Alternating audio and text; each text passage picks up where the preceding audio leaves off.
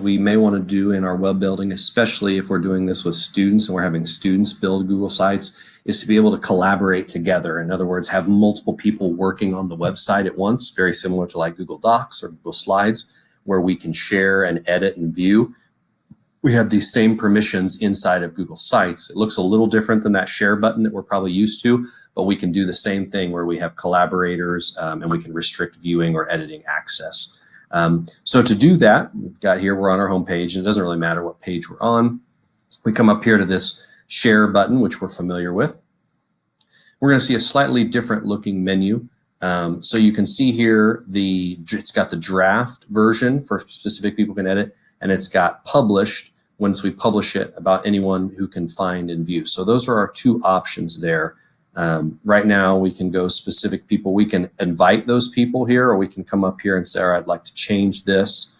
Right now it's only on specific people can edit, but we can switch editing permissions here, which we definitely don't want to give sort of more editing permission, because the more people that have access, the more likely it is that it may get messed up. So if we want to invite specific people, we come down here and let's say I want to share Mr. Shipman and I want to give him editing permission. Right now I've got the same edit, or he can only view the publish. So if I want them to edit, meaning I want them to work on it with me together, you give that there, or you can give him viewing permission only.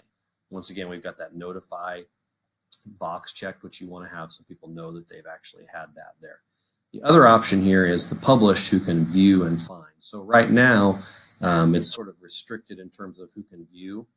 We do want to change that to anyone can find and view the published version. We want to make that public. You want to make your site public, so students, parents, that kind of thing. There may be cases where you want only people inside the school district to view it if kids are creating them. But for the most part, we want to switch that to anybody can view the publish. So it's a traditional, normal website that anyone can see. There are occasions when you might want to leave it restricted. So we'll flip that over and we'll save that.